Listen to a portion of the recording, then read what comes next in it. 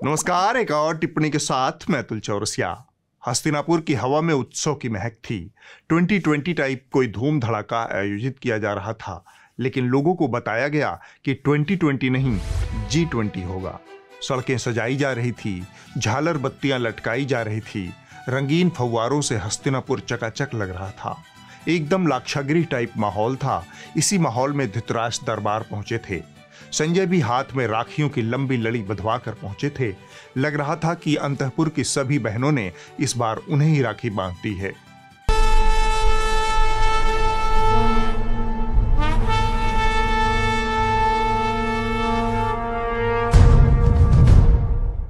धृतराष्ट्र को हस्तिनापुर में मची सरगर्मियों की कुछ कुछ भनक थी।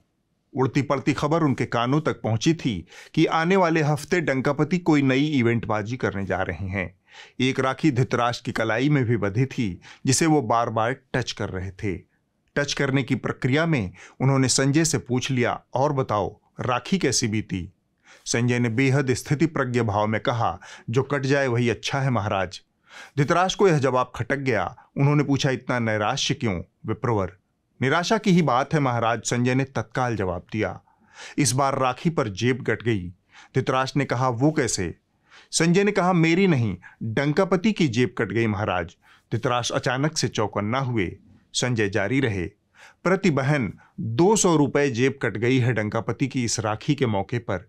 यह कहकर उन्होंने एक वृत्त चित्र चला दिया। रक्षाबंधन से ठीक पहले देश की महिलाओं को प्रधानमंत्री नरेंद्र मोदी के एक नए तोहफे के बारे में बताएंगे, और ये असल में खुशखबरी है, क्योंकि मोदी सरकार ने आज LPG सिलेंडर की कीमतों में 200 रुपए की कमी कर दी है। सभी 33 करोड़ कंज्यूमर्स के लिए घरेलू गैस की कीमतों पर 200 रुपए प्रति सिलेंडर कम कर दिए गए हैं।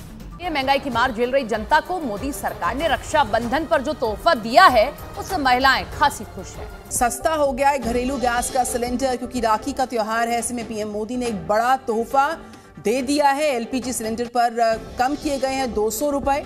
इसके बाद संजय फिर से निराश हो गए। यह बात धृतराष्ट्र को फिर से नागवार गुजरी। उन्होंने फिर से पूछा, निराशा क्यों? संजय ने फिर से कहा, बड़े दिनों बाद डंकापति को बहनों की याद आई महाराज। बहनें 3 महीने से मणिपुर में रिरिया रही थी।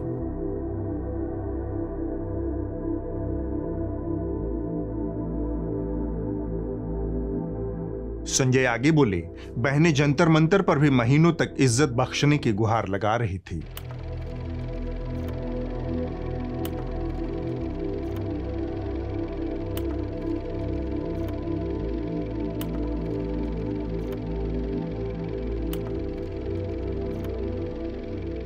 लेकिन डंकापति ने बहनों की सुध नहीं ली। तब धृतराष्ट्र ने बिना जजमेंटल होते हुए कहा, क्या पता डंकापति राखी का ही इंतजार करते रहे हों। सरप्राइज देने के आदी हैं अपने डंकापति। शायद सोच रखा हो कि राखी के पवित्र पर्व पर सारी बहनों का कर्ज एक साथ चुकता करेंगे। संजय ने कहा, बात तो आपकी सही है महाराज। भले ही साल भर बहनों की याद आए ना आए, राखी के दिन सारी याद एक साथ अदा करने की हमारी समृद्ध भारतीय परंपरा है। जैसे हमारे यहाँ जन विश्वास है कि पाप चाहे जितने भी कर लो, गंगा जरूर नहा लेना। एक दिन गंगा नहाने से जीवन भर के पाप धुल जाते हैं। बिल्कुल उसी तरह एक राखी पर बहनों को 200 रुपए का गिफ्ट देकर बहनों का सारा दुख दूर कर दिया डंकापति ने। मेरी बहना ये राखी की लाज तेरा भैया निभाएगा। धृतराष्ट्र समझ गए कि संजय सरकास्टिक हो रहा है। उन्होंने टोक दिया, बहनों को लेकर इतना तुम भावुक क्यों हो रहे हो? संजय ने कहा, मैं क्या महाराज, पूरा देश ही भावुक है। खासकर डंकापति के दरबारी हुड़क चुल्लू एंकर आए। नरेंद्र मोदी का वो काम जिसने करोड़ों महिलाओं की जिंदगी बचाई। नरेंद्र मोदी का वो काम जिसने करोड़ों महिलाओं की जिंदगी बचाई। जान बचाने वाली बात धृतराष्ट्र को खटक गई। उन्होंने पूछा, जान बचाने की नौबत आई क्यों? तब संजय ने धृतराष्ट्र से एक कहानी सुनाने की इजाजत मांगी। धृतराष्ट्र ने इजाजत दी। संजय ने कहानी शुरू की। कहानी बिग बिलियन डेज सेल की है। कहानी कुछ यूं कि दुनिया भर की कुछ बड़ी ऑनलाइन कंपनियां साल के कुछ दिनों में अपना सामान मिट्टी के भाव बेचने का डंका पीटती हैं। लेकिन ये जो मिट्टी के भाव बेचने का दावा है, उस पर जानकारों की राय है कि बिग बिलियन सेल सिर्फ धोखा है। जिस सामान को बिग बिलियन सेल में सस्ता होने का दावा किया जाता है, उसकी सही कीमत दरअसल 2 महीने पहले ही फर्जी तरीके से बढ़ा दी जाती है और फिर बिग बिलियन सेल के नाम पर उसी कीमत को घटाकर स्टिल प्रॉफिटेबल प्राइस पर बेच देती है।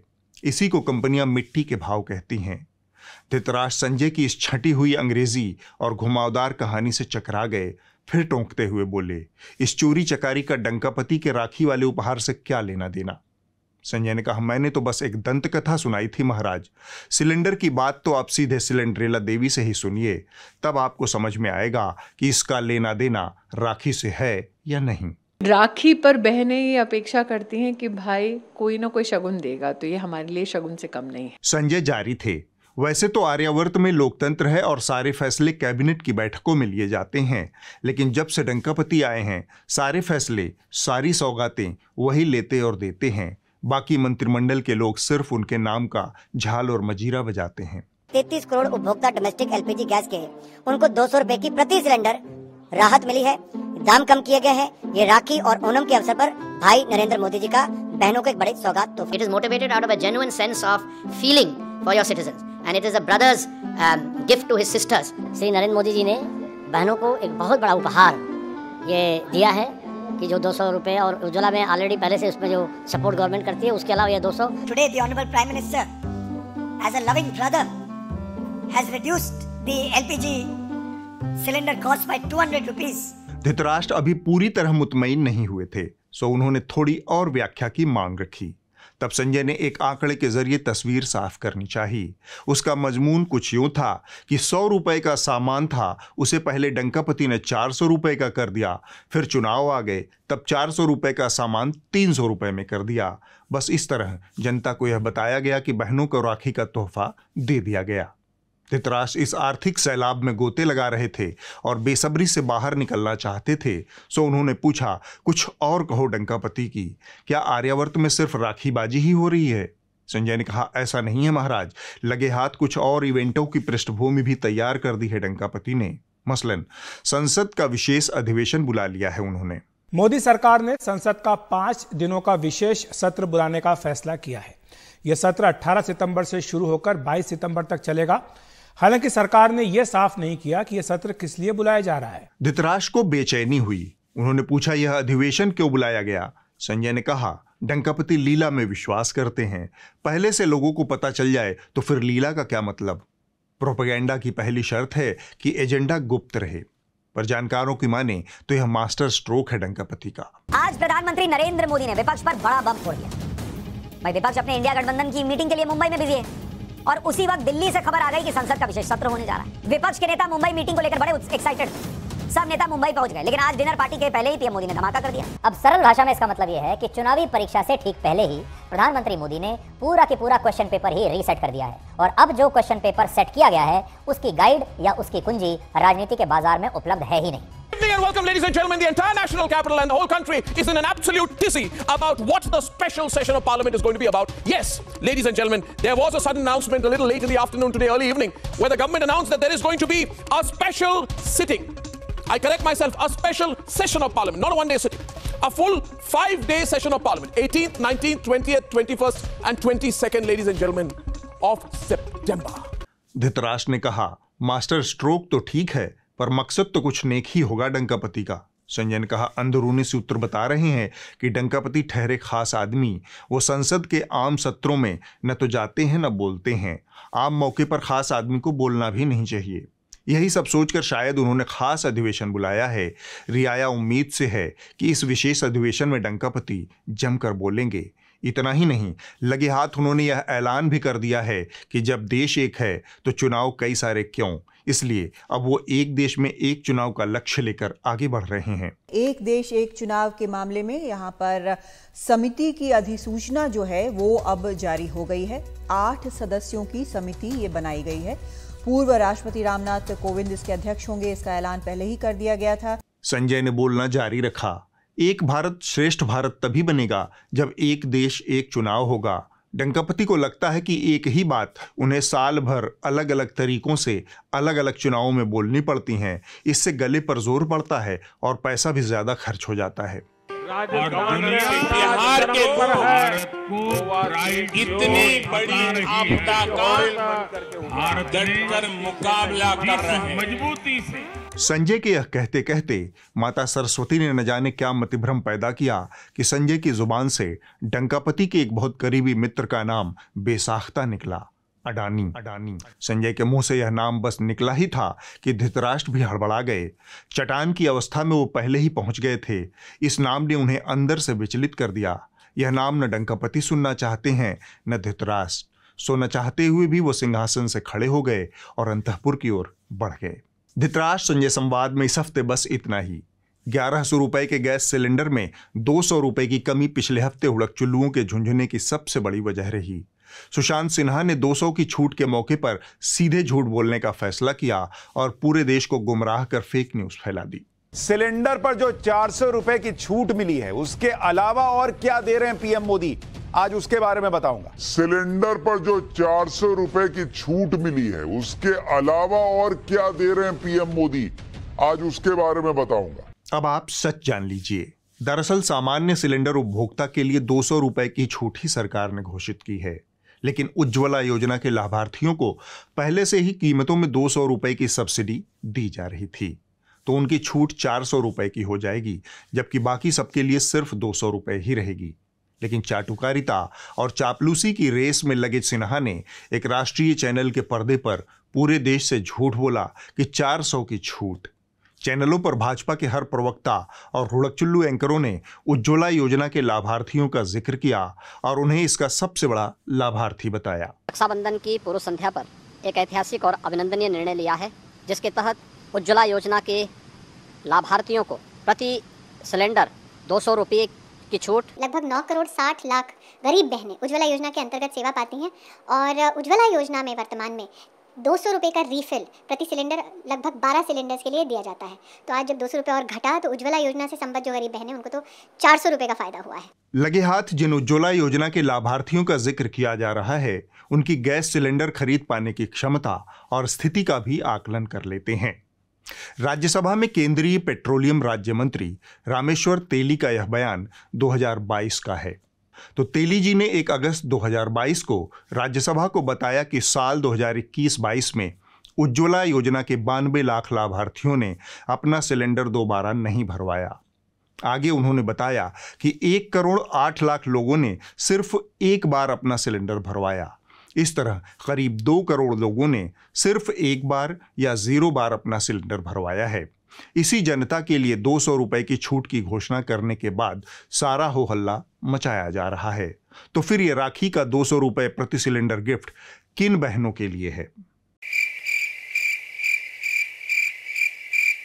जाहिर है यह छूट उस मध्य वर्ग के लिए है जो संयोग से भाजपा का सबसे बड़ा समर्थक वर्ग है। लेकिन आप कान खोलकर सुन लीजिए, यह रेवड़ी नहीं है। यह राखी का पवित्र तोहफा है जो भाई साहब ने अपनी बहनों को दिया है। जाहिरन इसमें वो 2 करोड़ बहनें काउंट नहीं होंगी जिनकी हैसियत दोबारा अपना सिलेंडर भरवाने तक की नहीं है। डाउन टू अर्थ की एक रिपोर्ट हमें बताती है कि ये वो 2 करोड़ बहनें हैं जिनकी सबसे बड़ी मजबूरी पैसा और महंगाई है। अब के घर आए तो देखा चूल्हे पर खाना बन रहा है, तो सिलेंडर नहीं है। अपने दाम से ले रहे हैं और खत्म हो चुका है। हाँ। तो कब खत्म हुआ? अरे 1 महीना हो गया हुए खत्म है। तो कब भरवाइएगा? अरे अबे पैसे नहीं ना, क्या करे, भादों लागे दिकदारी बीमारी में पड़ा रहे हैं। हाँ, कहाँ से पैसा रहा है। इसके कारणों की पड़ताल बताती है कि जिन्होंने नहीं भरवाया उन्होंने महंगाई को इसकी वजह बताया। यह भी ध्यान रखिए कि राज्यसभा में यह आंकड़े 21-22 के हैं। तब गैस सिलेंडर की कीमत 834 रुपए थी। फिलहाल यह 1103 रुपए है। इस वक्त उज्ज्वला वालों की क्या हालत होगी अभी तेली जी ने राज्यसभा को नहीं बताया, इसलिए हमें भी नहीं पता है। पिछले ही हफ्ते फिल्म सिटी 16A की बैरकों में टेलीविजन मीडिया के पहले आओ पहले पाओ पुरस्कारों की मंडी लगी। इसकी टैगलाइन थी, झोला भर के पैसा लाओ और बोरा भर के अवार्ड ले जाओ। किलो के भाव बिकी ट्रॉफियों में विजेता की मनचाही श्रेणी के अवार्ड बिकने के लिए उपलब्ध थे। जहरीले ऑफ द ईयर अवार्ड इनको गया और डेलुलू लैंड अवार्ड के सबसे योग्य उम्मीदवार ये रहे। अक्सर लोग कहते हैं कि शोले एक ही बार बनती है और रमेश सिप्पी भी दोबारा शोले नहीं बना पाए। जो मैं शो कर रहा था उसने इतनी ऊंचाइयों को छू लिया था कि लोग ये कहते थे कि दोबारा किसी शो को उतनी सफलता नहीं मिल सकती। ये मेरे सामने सबसे बड़ी चुनौती थी, सबसे बड़ा चैलेंज था और मुझे खुशी है कि आप सब ने एक्नॉलेज किया मेरी दूसरी कोशिश को। अच्छा, अवार्ड का फैसला करने वाली जूरी को भी आप जान लीजिए, ये और ये। इस जूरी ने बाकायदा आपस में झोटा नुचौवल और कुकुर झौझों के बाद विजेताओं के नाम तय किए।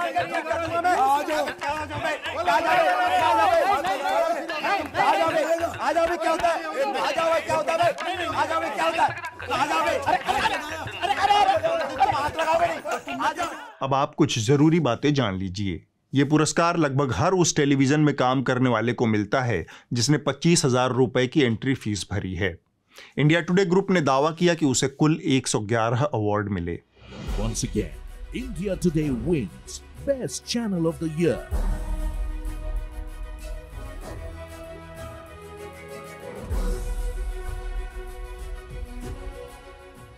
इस हिसाब से कुल खर्चा हुआ 111 गुना 25,000, यानी इंडिया टुडे समूह ने लगभग 28 लाख रुपए इन पुरस्कारों के लिए खर्च कर दिए। अब आप समझिए कि इस खर्च की भरपाई कहां से होगी। यह भरपाई होगी सरकारी और कॉरपोरेट के विज्ञापनों से, और जिनका पैसा जेब में होगा उनकी खबर जुबान पर कैसे होगी। भारत में पत्रकारिता की दुर्दशा की यही वजह है। यह समय है आपके सहयोग से, आपके समर्थन से मीडिया संस्थान खड़ा करने का। न्यूज़ लॉन्ड्री ऐसा ही एक प्रयास है। हम किसी भी तरह का विज्ञापन नहीं लेते। न्यूज़ लॉन्ड्री सिर्फ अपने सब्सक्राइबर की मदद से काम करता है। न्यूज़ लॉन्ड्री को सब्सक्राइब कीजिए और गर्व से कहिए, मेरे खर्च पर आज़ाद हैं खबरें। अब हम उस खबर की बात करेंगे जिसकी चर्चा पिछले हफ्ते अंतर्राष्ट्रीय स्तर पर हुई। यह अडानी समूह से जुड़ी खबर है जिसे द गार्डियन, फाइनेंशियल टाइम्स और OCCRP यानी organised crime and corruption reporting project ने उजागर किया है। हिंडनबर्ग रिसर्च के बाद एक बार फिर से अडानी ग्रुप को झटका देने वाली यह रिपोर्ट क्या है? इसी साल जनवरी में अमेरिकी शॉर्ट सेलर संस्था हिंडनबर्ग रिसर्च ने अडानी समूह पर शेयरों में हेरफेर का आरोप लगाया था। उस वक्त गौतम अडानी दुनिया के तीसरे सबसे अमीर शख्स थे। इस रिपोर्ट के आते ही उनकी संपत्ति 120 अरब डॉलर से घटकर 39 अरब डॉलर के आसपास रह गई।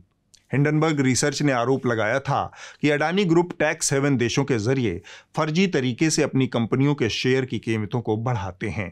31 अगस्त को ब्रिटिश अखबार द गार्डियन और फाइनेंशियल टाइम्स ने OCCRP के दस्तावेजों के आधार पर छपी रिपोर्ट में दावा किया कि टैक्स हेवन देश मॉरिशस में 2 fund, emerging India focus fund EIFF और EM रिसर्जेंट फंड EMRF ने 2013 से 2018 के बीच अडानी ग्रुप की 4 कंपनियों में मोटा पैसा लगाया और इनके शेयरों की खरीद फरोख्त की। इन दोनों फंड्स में पैसा लगाने वाले 2 चेहरे भी सामने आए। इनमें से एक UAE का नासिर अली शाबान अहली और दूसरा ताइवान का चांग चुंग लिंग है। ये थोड़ा जटिल मसला है, इसलिए ध्यान से समझिए। इन दोनों निवेशकों ने अपना 100% निवेश अडानी समूह की कंपनियों में किया और कहीं नहीं। इसी तरह एक और फंड है, बरमूडा स्थित ग्लोबल अपॉर्चुनिटीज फंड GOF। इस फंड से भी सारा पैसा अडानी समूह में लगाया गया। 2017 तक नासिर अहली और चांगचुंग लिंग का अडानी समूह में कुल निवेश भारतीय मुद्रा में 3,550 करोड़ रुपए तक पहुंच गया था। Emerging India focus fund, EM resurgent fund और ग्लोबल अपॉर्चुनिटीज फंड से अडानी समूह के रिश्तों को जोड़ने वाले ईमेल, कंपनी के दस्तावेज OCCRP ने हासिल किए।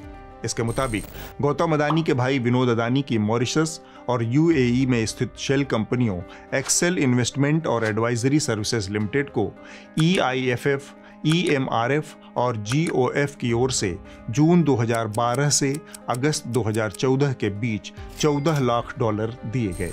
इसी तरह OCCRP को मिले दस्तावेज बताते हैं कि अहली और लिंग, जो कि शेल कंपनियों के एक भारी भरकम जाल में छिपे थे, ये दोनों विनोद अडानी के साथ कई कंपनियों में साझा डायरेक्टर थे।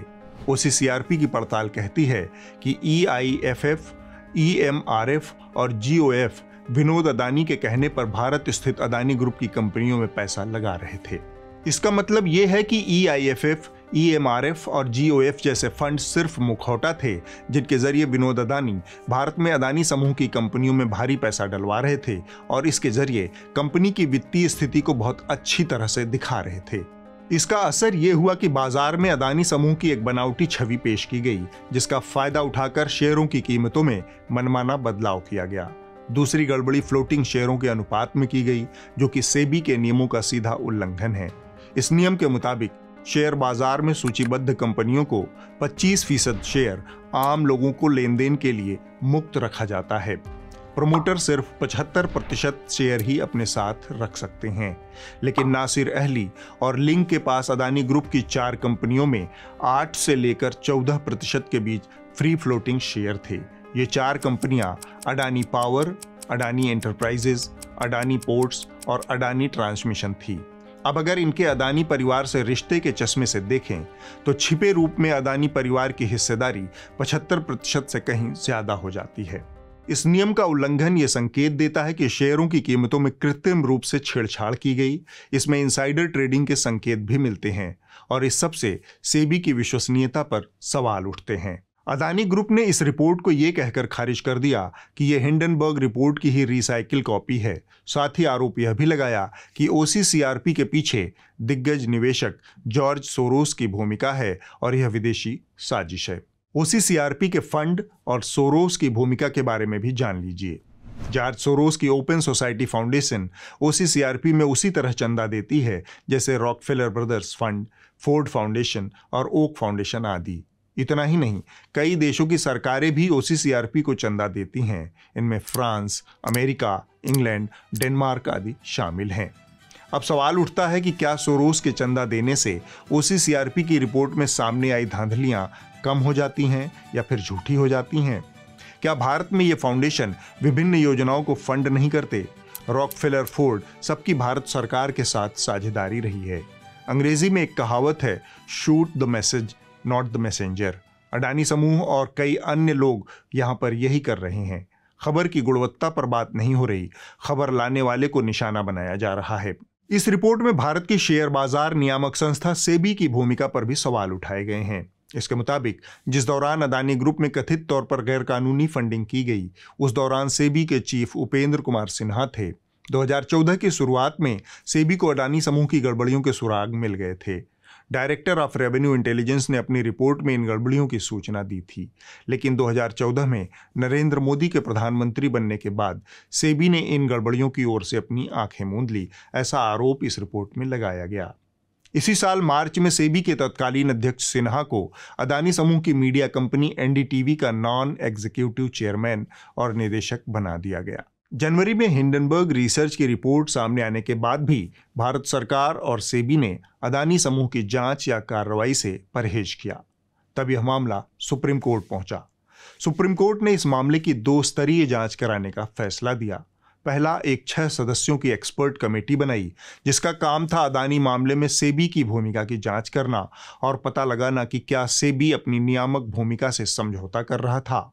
और दूसरा आदेश सेबी के लिए था कि वो हिंडनबर्ग रिसर्च की रिपोर्ट में लगे आरोपों की जांच करे। एक्सपर्ट कमेटी ने सुप्रीम कोर्ट को सौंपी अपनी रिपोर्ट के 4थे अध्याय में सेबी की गतिविधियों और कार्रवाइयों के आधार पर लिखा है कि अदानी समूह गंभीर आर्थिक अपराधों से जुड़े एक विशाल घोटाले का रचयिता है। दूसरी तरफ सेबी ने इस मामले में 25 अगस्त को अपनी जांच रिपोर्ट सुप्रीम कोर्ट में दाखिल कर दी है।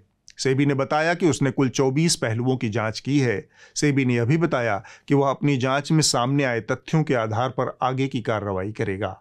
हालांकि इन सालों के दौरान सेबी ने अदानी समूह के ऊपर क्या कार्रवाई की, वह अभी सामने नहीं आया है। इतने गंभीर मसले के बाद अब आप इस हफ्ते की रिपोर्ट देख लीजिए। जो कही जा रही थी बातें कि अंदर में भी सोशल डिस्टेंसिंग का ख्याल रखा जाएगा। ट्रेनें तो खुल दी हैं, लेकिन कैसे स्टेशन पर thousands of the migrants workers in different groups walking. इस हफ्ते की रिपोर्ट BBC हिंदी से है, जिसे विष्णु नारायण ने किया है। बिहार के रोहतास जिले में बने डालमिया नगर सर्वेंट क्वार्टरों में पीढ़ियों से रह रहे लोगों का घर छीनने की नौबत है।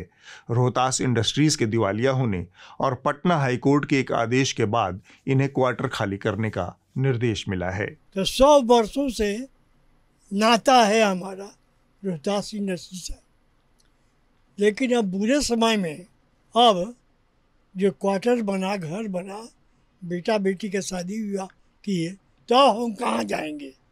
ये बुढ़ापे में कोई पूछता नहीं है। हम यहाँ के टेनेंट हैं।